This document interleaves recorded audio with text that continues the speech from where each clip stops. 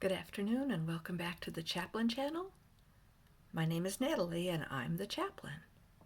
And today I would like to read to you from Chapter 6 of my story Little Wife, Domestic Abuse Redeemed by the Love of Jesus Christ. Chapter 6 is called Little Wife's Revenge. Little Wife truly didn't intend to cause so much embarrassment and discomfort to Big Man. She had a good heart and was only trying to be as helpful and loving as possible. But sometimes things happen. It was a sunny morning. Little Wife was preparing the breakfast for Big Man. He enjoyed his handheld breakfasts and his fresh juice very much. He cared so passionately about his breakfast that he actually taught Little Wife how to make them perfectly to his liking. And she paid very close attention to his teaching, not wanting to disappoint him or upset him in any way. After all, he was a big man with many important things to do during his day, and it was best that he have his breakfast perfectly made according to his liking. Little Wife carefully fried his bacon, keeping the temperature of the fry pan very close to medium, even medium-low, so that the bacon would not burn. She knew that Big Man was allergic to burned bacon and would break out in a terrible rash of yelling if it was overdone. She turned the bacon frequently and then gently laid it on paper towels to drain properly. While the bacon was resting, she washed and dried the fry pan thoroughly before melting the Irish butter and cracking the natural casing eggs into the hot pan again, turning them gently. Big Man was so very fond of his eggs over easy and seemed to also be allergic to broken yolks. She warmed his brioche bun and skillfully layered the bacon, a slab of Colby cheese, and the lovely fried eggs on the bun, very gently balancing the top of the bun so that the yolks would remain intact. So very important to her Big Man. She cheerfully delivered the breakfast sandwich to him as he began working in his home office. He didn't look up or thank her, but Little Wife knew he really appreciated her efforts. Then she dashed back into the kitchen to prepare the fresh juice from his prescribed ingredients: 3 green apples, fresh ginger, a banana, baby spinach leaves, 2 oranges, and a handful of fresh red grapes. As she tossed the fruit into the juicer, she thought of how much she loved Big Man and how this healthy breakfast would make him happy and strong.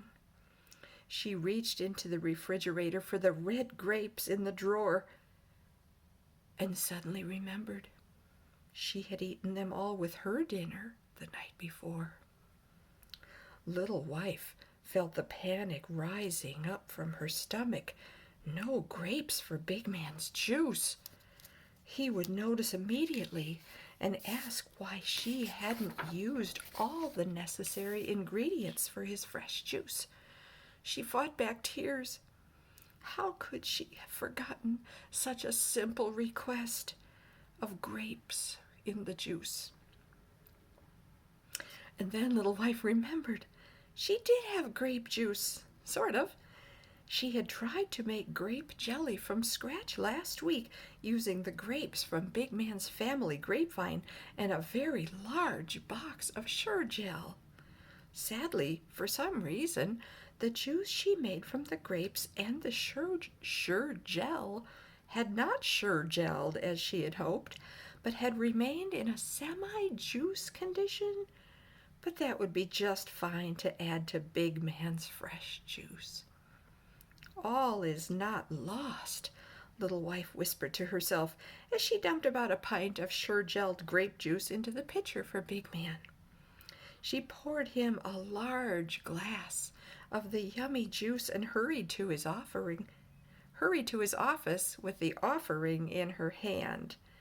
Big Man motioned for her to set it down on his desk along with the full pitcher. Then he motioned for her to leave his office because he was working very diligently and wanted to complete his emails before it was time for their weekly silent trip to the grocery store.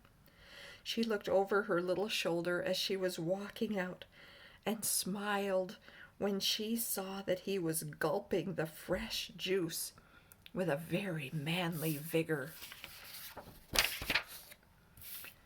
30 minutes later, Little Wife and Big Man arrived at the grocery store and began the weekly silent trip of grocery shopping.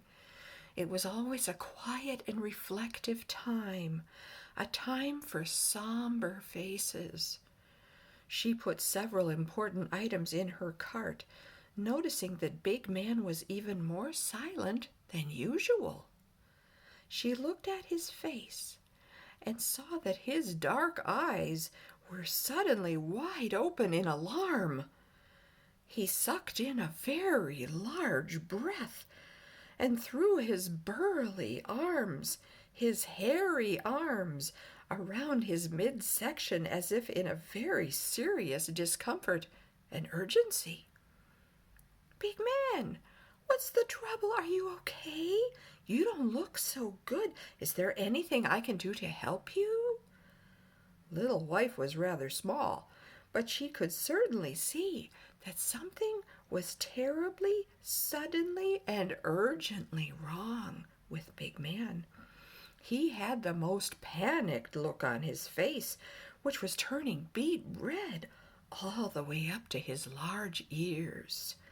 And then Little Wife smelled something so very terrible, so vulgar, that she herself couldn't even catch her breath. Big Man turned away and awkwardly sprinted down the grocery aisle, holding his stomach and the back of his pants. He was headed in the general direction of the restroom. Little Wife couldn't help but notice that his saggy slacks were strangely stained as he faded away from her view on his journey to find the men's room. Well, my goodness, thought Little Wife as she continued her grocery shopping, and she smiled as she placed 3 more large boxes of Sure Gel in her shopping cart.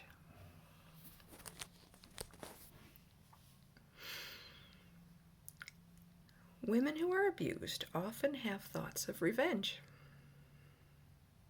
As followers of Christ, we need to be careful not to act on those thoughts.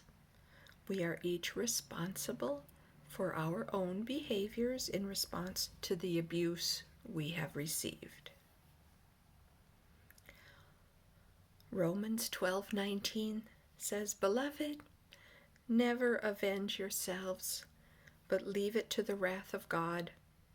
For it is written, 'Vengeance is mine, I will repay,' says the Lord." God bless you today. And may you someday soon, may you be free from your oppressor before you have to do revenge. God bless you. This is the Chaplain signing off, and we'll see you next time on the Chaplain's channel. Bye.